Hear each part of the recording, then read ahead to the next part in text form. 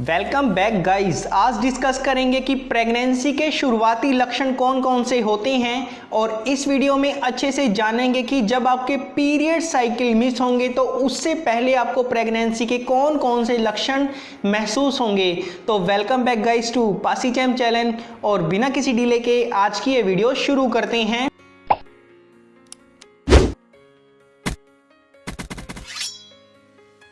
तो गाइस देखिए, नॉर्मली जो फीमेल का पीरियड साइकिल होता है अगर उसकी एवरेज डेट बताएं तो वो 28 डेज होती है, मतलब कि 28 दिन की अवधि होती है किसी भी स्त्री के मासिक चक्कर की, मतलब कि पीरियड साइकिल की। अगर उसका हाफ कर देते हैं मतलब कि 40 डे पर ओव्यूलेशन होता है। अब ओव्यूलेशन क्या होता है? जब फीमेल की ओवरी मतलब कि अंडेदानी से एक अंडा रिलीज होता है और ये अंडा हर मासिक चक्कर में मतलब कि हर मेंस्ट्रुअल साइकिल में रिलीज होता है। फीमेल की 2 ओवरीज होती हैं, मतलब कि 2 अंडेदानी होती हैं और हर पीरियड साइकिल में एक अंडेदानी से एक मैच्योर एग रिलीज होता है। मैच्योर का मतलब है विकसित एग, जो कि फर्टिलाइज हो सके। अब फर्टिलाइज किससे होगा? मेल के स्पर्म के साथ, मतलब कि पुरुष के शुक्राणु के साथ। जब इसका मिलन होता है एग का तो ये फर्टिलाइज हो जाता है, मतलब कि जो बीज है वो अंकुरित हो जाता है। जब ये एग फर्टिलाइज होगा तो ये यूट्रस में इम्प्लांट होगा, ठीक है। तो जब ये अंडा ओवरी से रिलीज होता है उसी दिन को ओव्यूलेशन डे बोला जाता है। तो ओव्यूलेशन टाइम पीरियड से ही प्रेगनेंसी के साइन और सिम्टम्स शुरू हो जाते हैं अगर एग मेल के स्पर्म के साथ फर्टिलाइज हो जाता है। और अगर ये फर्टिलाइजेशन हो जाता है तो जो एग है वो फर्टिलाइज हो गया और वो एक नन्हा सा जाइगोट बन जाता है, फिर वो यूट्रस में इम्प्लांट होता है, ठीक है। इम्प्लांटेशन होने के बाद में वहाँ पर जो प्रेगनेंसी मटेरियल है, एंडोमेट्रियम लेयर बनती है, प्लेसेंटा वगैरह बनता है। तो ये लंबा प्रोसीजर है, 9th मंथ की प्रेगनेंसी की जर्नी है।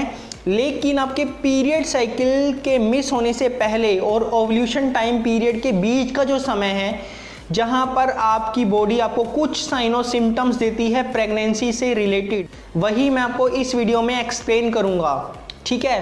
तो चलिए शुरू करते हैं और जानते हैं कि आपके पीरियड साइकिल के मिस होने से पहले प्रेगनेंसी के अर्ली साइन और सिम्टम्स कौन से होते हैं। तो गाइस, जो पहले नंबर पर प्रेगनेंसी का अर्ली साइन और सिम्टम है वो है नोजिया, मतलब कि जी मितलाना। आप इसे आम भाषा में समझ सकते हैं कि आपको उल्टी जैसा महसूस होना लेकिन उल्टी ना आना। ये प्रेगनेंसी के नेचुरल हार्मोन ईस्ट्रोजन और प्रोजेस्टेरोन के हाई लेवल के कारण आपको मितलाई आती है, ओके। तो अगला है साइन और सिम्टम्स दूसरे नंबर पर, वो है वोमिटिंग। आपने सुना होगा कि गर्भावस्था के टाइम पीरियड पर हर फीमेल को मॉर्निंग सिकनेस होता है, लेकिन ये सच नहीं है। आपको नोजिया और वोमिटिंग दिन में किसी भी समय पर हो सकता है, ऐसा ज़रूरी नहीं है कि सुबह के टाइम हो। कई फीमेल को इवनिंग के टाइम नोजिया वोमिटिंग फील हो सकता है, कई फीमेल्स को दोपहर के समय नून के टाइम उनको नोजिया वोमिटिंग हो सकता है। तो ऐसा ज़रूरी नहीं है कि आपको मॉर्निंग के टाइम ही नोजिया वोमिटिंग फील हो। 3rd नंबर पर है ब्रेस्ट टेंडरनेस। आप देखेंगे कि आपकी जो ब्रेस्ट है उसमें आपको टेंडरनेस महसूस होगी, साथ ही आपको ब्रेस्ट सोर की भी प्रॉब्लम होगी। जब आप अपनी ब्रेस्ट को टच करोगे तो आपको वहाँ पर दर्द महसूस होगा, साथ ही आपको ब्रेस्ट की सेंसिटिविटी भी इंक्रीज होती हुई महसूस होगी, मतलब कि अगर आप अपनी ब्रेस्ट को हाथ लगाओगे तो आपको ज़्यादा दर्द महसूस होगा। आप देखेंगे कि आपकी ब्रेस्ट का साइज़ भी बढ़ रहा है और जैसे जैसे ये प्रेगनेंसी की जर्नी आगे बढ़ेगी तो ब्रेस्ट का साइज़ भी बड़ा होगा। वहाँ पर आप जो मिल्क को स्टोर करने की पाउच होती है, डक्स होते हैं, वो भी आप इजीली टच के माध्यम से हाथ लगाकर आप इजीली फील कर सकते हो। साथ ही ब्रेस्ट में जो ब्लड सर्कुलेशन है वो भी इंक्रीज होता है, तो आप वहाँ पर जो वेन्स हैं और जो आर्टरीज हैं उनको आप इजीली देख सकते हो। और जो अगला साइन और सिम्टम है वो है एरियोला का डायमीटर का बड़ा हो जाना और थोड़े गहरे रंग का हो जाना। आप देखेंगे कि जो ब्रेस्ट की निपल है उसके साइड में जो आपको आकृति मिलती है जिसे एरियोला बोलते हैं, उसका डायमीटर प्रेगनेंसी के साथ साथ बढ़ता जाएगा और इसका रंग भी थोड़ा डार्क हो जाएगा, सामान्य से ज़्यादा डार्क। तो ये भी एक प्रेगनेंसी का साइन और सिम्टम है।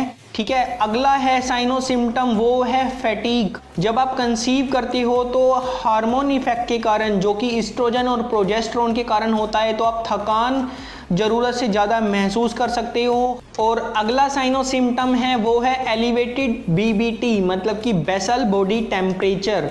अब बेसल बॉडी टेम्परेचर क्या होता है कि अगर कोई व्यक्ति रेस्ट मोड पर है, रेस्टिंग स्टेट पर है, और अगर उसका जो बॉडी टेम्परेचर है वो मिनिमम है, ठीक है, रेस्टिंग रेट पर जो बॉडी का टेम्परेचर होता है उसे बेसल बॉडी टेम्परेचर बोलते हैं।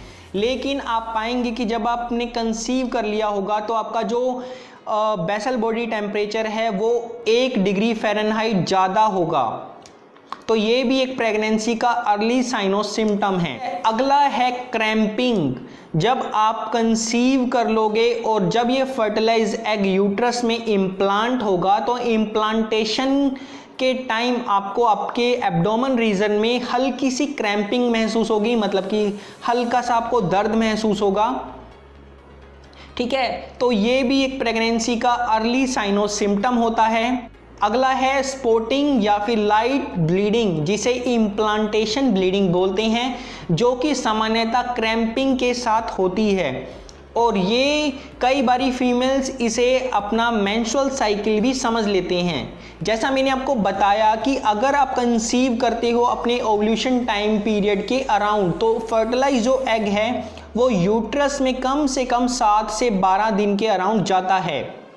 और अगर आपका मेंस्ट्रुअल साइकिल नॉर्मल है तो जो इम्प्लांटेशन ब्लीडिंग है वो आपके पीरियड साइकिल के दौरान ही होगी।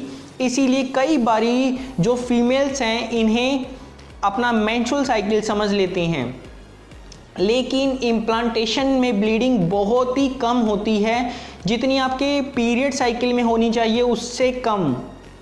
और जो इम्प्लांटेशन ब्लीडिंग है वो कम से कम 2 दिन तक होती है और बहुत ही लाइट होती है। तो ऐसे आप इजीली अपनी प्रेगनेंसी के साइन और सिम्टम्स को डिटेक्ट कर सकते हो। फिर उसके बाद धीरे धीरे आपको और भी ज़्यादा प्रेगनेंसी के साइन और सिम्टम्स महसूस होते हैं जब आप अपने पीरियड साइकिल की डेट को मिस कर देते हो, जैसे बारी बारी यूरिन का आना। अब यूरिन का आना भी कई कारणों के कारण होता है। पहला तो ये है कि जब बेबी यूट्रस में अपनी ग्रोथ को ज़्यादा करता है, वैसे वैसे यूट्रस का जो साइज़ है वो भी इंक्रीज़ होगा। और जब ये यूट्रस का साइज़ इंक्रीज़ होगा तो जो यूरिनरी ब्लैडर है, जो पेशाब की थैली है फीमेल्स की, उस पर जो यूट्रस है वो अपना प्रेशर डालेगा, जिससे फीमेल को बारी बारी यूरिन करने की चाह होती है, जिसे फ्रीक्वेंटली यूरिनेशन बोलते हैं। ठीक है, और दूसरा कारण होता है कि जब फीटस, जो बच्चा है, वो अपनी ग्रोथ करता है तो उसे ब्लड की सप्लाई चाहिए होती है, क्योंकि ब्लड देखिए मदर से ही जाना है और वहीं से बेबी को अपनी ग्रोथ के लिए हर प्रकार का नरिशमेंट मिलना होता है। तो दिल ज़्यादा पंप करेगा ब्लड को, और अगर दिल ज़्यादा पंप करेगा तो किडनीज भी दिल को ज़्यादा फिल्टर करेंगी, और अगर किडनीज ब्लड को ज़्यादा फिल्टर करेंगी तो ज़्यादा यूरिन बनेगा और जल्दी जल्दी जो है यूरिन पास होगा। तो ये भी फ्रीक्वेंटली यूरिनेशन प्रेगनेंसी का अर्ली साइन और सिम्टम होता है। अगला है ब्लोटिंग। प्रोजेस्टेरोन, जो कि एक नेचुरल हार्मोन होता है प्रेगनेंसी के लिए, जब ये प्रेगनेंसी लग जाती है, मतलब कि जब कंसीव कर लेते हो, तो प्रोजेस्टेरोन का जो लेवल है वो रैपिडली इंक्रीज होता है। ठीक है, जब ये रैपिडली इंक्रीज होगा तो जो आपकी पेट की आंतें हैं, इंटेस्टाइन हैं, उनकी मोटिलिटी, जो उनकी गतिशीलता है वो कम हो जाती है। और जब वो धीमे हो जाएंगे, जो आपका डाइजेस्टिव सिस्टम है जब वो स्लो हो जाएगा, तो आपको कॉन्स्टिपेशन की भी शिकायत रहेगी, साथ ही आपको एसिडिटी और ब्लोटिंग की भी शिकायत हो जाएगी। तो ये हार्मोनल इफेक्ट के कारण होता है। तो ये कुछ प्रेगनेंसी के अर्ली साइन और सिम्टम्स हैं जिनके आधार पर आप अपना डिटेक्ट कर सकते हो कि आपको प्रेगनेंसी लगी है या नहीं लगी है। लेकिन कंफर्मेटरी टेस्ट आपको करवाने पड़ेंगे कि आप प्रेग्नेंट हो या नहीं हो।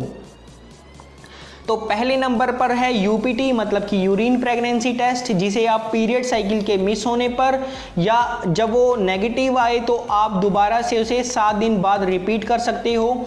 दूसरे नंबर पर है बेटा एचसीजी हार्मोन टेस्ट, जो कि आपके ब्लड से सैंपल लेकर किया जाएगा और ये भी एक रिलायबल टेस्ट है और इससे आप इजीली फाइंड आउट कर सकते हो कि आपको प्रेगनेंसी लगी है या नहीं लगी है।